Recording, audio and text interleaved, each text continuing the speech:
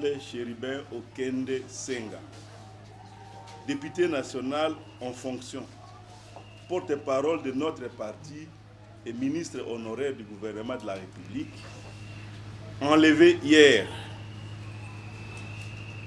de lâche et odieuse façon sur le parking de la Cour constitutionnelle, a été assassiné.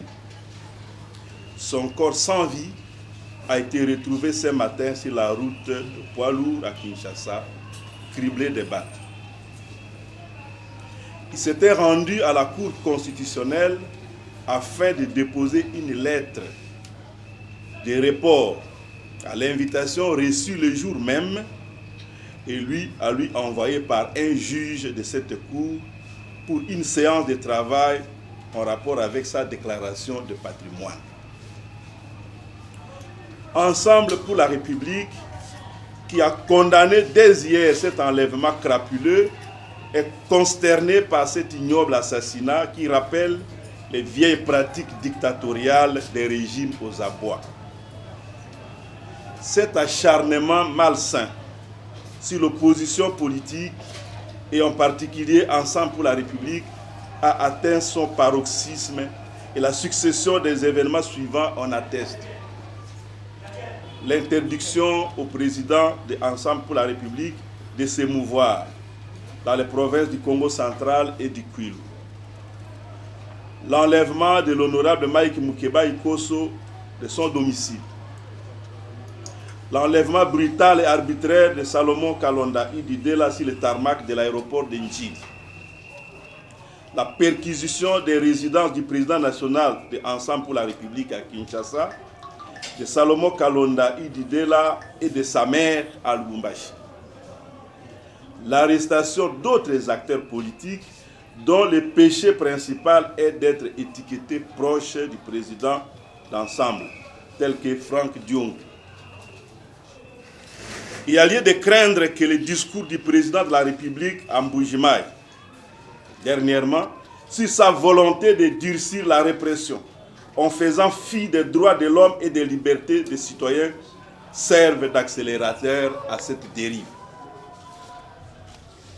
Si l'on peut se faire enlever dans l'enceinte de la plus haute juridiction du pays, la Cour constitutionnelle, et se retrouver sauvagement abattu quelques kilomètres plus loin, c'est que nous ne sommes plus en sécurité nulle part en République démocratique du Congo.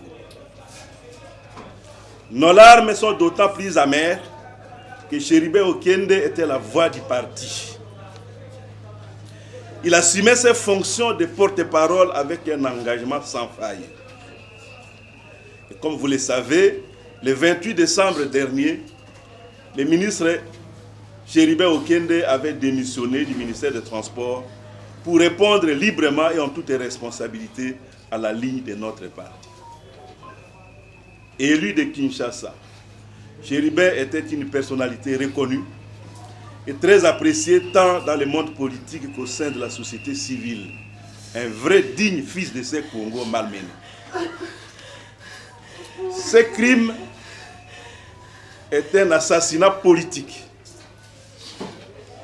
Nous exigeons une enquête indépendante pour identifier les auteurs et les commanditaires de ces crimes d'État qui ressemblent en tout point à l'affaire Tchébé. Nous n'accepterons jamais que notre pays devienne une jungle où l'on assassine impunément. Soit le pouvoir contrôle tout, alors il en est commanditaire, soit il ne contrôle rien, alors il est dangereux.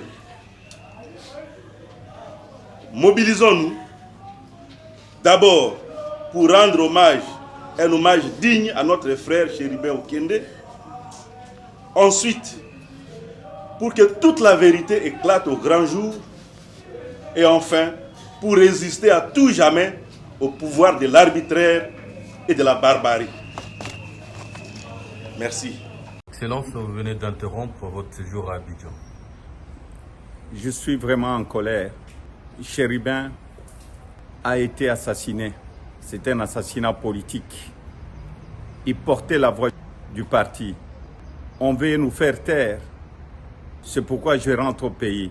Nous allons demander une enquête indépendante, car Chéribin, c'était un homme bien, un père de famille, un homme très pacifique, très loyal. Il a servi son pays. Il a été assassiné sauvagement. C'est triste pour notre pays et surtout pour notre démocratie. Mes condoléances à toute la famille de Chéribin. Je suis en route et je rentre chez nous et bientôt je serai à Kinshasa pour pleurer Chéribin.